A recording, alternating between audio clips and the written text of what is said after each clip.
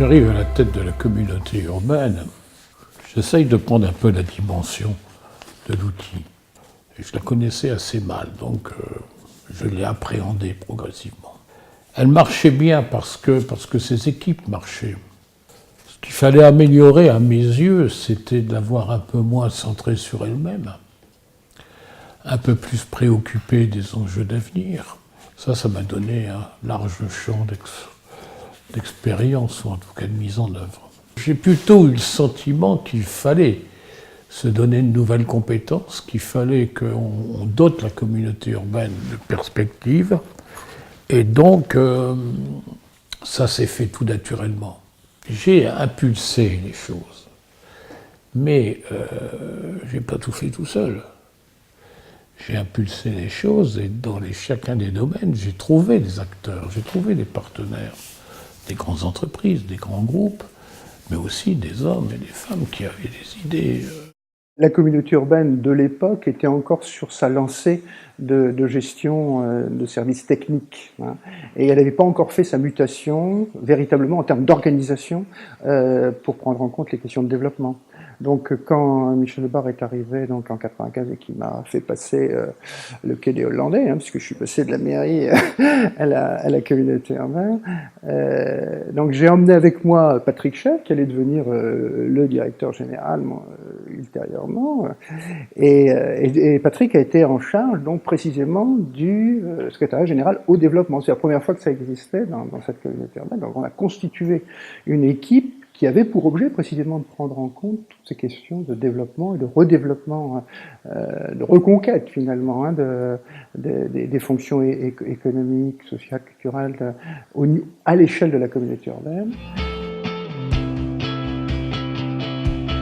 Avec l'arrivée de Michel Delbarre à la présidence, qui lui avait une vision un peu différente, qui pensait que la communauté urbaine devait être le maître d'ouvrage de son territoire. Qu'il s'agisse bien sûr d'urbanisation, qu'il s'agisse d'environnement, d'habitat, de culture, de sport. Et c'est cette vision un peu intégrée qu'on a retrouvée ensuite dans la notion de développement durable, qui est vraiment une vision intégrée du développement. Et ça, je pense que c'est... Alors, je suppose que ça se poursuit maintenant, parce que cette tendance-là est irréversible. C'est apparu comme étant un élément essentiel qui permet de structurer la communauté urbaine, ou en tout cas de l'appuyer sur un destin. Moi, ça m'a apparu très vite comme étant un élément central. Et c'était une bonne manière, je crois, de prendre pied sur l'avenir de la communauté et de lui donner des éléments d'enthousiasme. Je crois que ça s'est révélé comme ça. Oh, franchement, c'est le projet Neptune. Hein, c'est le projet Neptune. Ça a été quand même une grande aventure. Hein, et puis c'était intéressant parce que c'était quand même un projet phare, un des projets phares au niveau national. Donc on avait quand même beaucoup de gens tout à fait intéressants qui venaient travailler avec nous. Donc on est allé chercher Rogers, l'architecte Rogers, qui avait, il avait plein de choses. Le truc le plus emblématique en France, c'est qu'il a travaillé au Centre Pompidou. Mais il travaillait à l'époque sur les docks de Londres. Donc on n'était pas à la même échelle, mais c'était vraiment les mêmes problèmes, hein, et le même paysage. Et donc c'est Richard Rogers qui a donc été désigné pour faire notre plan directeur, quoi. Ça prend du temps de faire bouger une agglomération. Et même si j'avais le souhait que ça aille vite, plus vite, il ne faut pas chercher à bousculer les choses, ça prend du temps. Donc on a fait beaucoup de choses. Et la réappropriation du port, de l'espace portuaire, on l'a fait. Pas aussi vite qu'on pouvait l'espérer, mais on a tout de même bougé beaucoup de choses. C'est important. Mais c'est pas fini. Transformer les chantiers navals en un espace urbain, c'est pas fait encore. C'est en cours, mais c'est pas fini. Ça prend du temps. Un projet qui était compliqué, mais là aussi très symbolique, qui était celui de la halle au sucre. C'est un des deux derniers que le FRAC dont je me suis occupé. C'est symbolique et difficile. C'était dans le Molin. Donc la pénétration de la ville dans le port, c'est le premier symbole. Dans un entrepôt des sucres, qu'on a complètement vidé de ce qu'il y a à l'intérieur, mais c'est quand même aussi symbolique. Et là-dedans, en même temps, on y a accueilli une partie des services de la communauté urbaine, mais on a fait, en partenariat avec la région et la politique de la région, ce qu'ils appelaient les learning centers, des lieux pédagogiques sur le thème du développement urbain durable.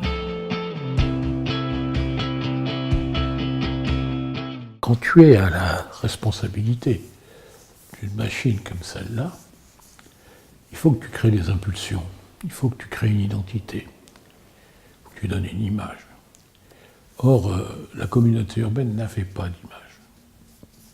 Pas d'image dans le paysage municipal ou intercommunal, national.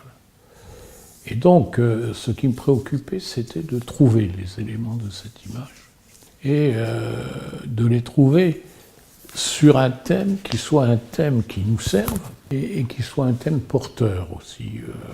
Bon.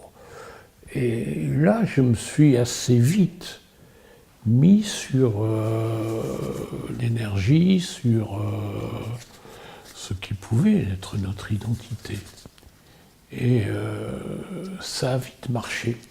Les assises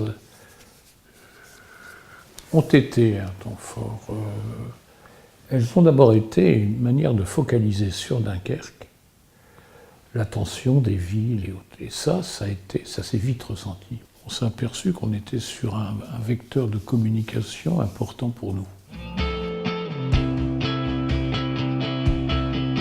Moi, j'ai gardé un souvenir très positif des équipes de la communauté urbaine.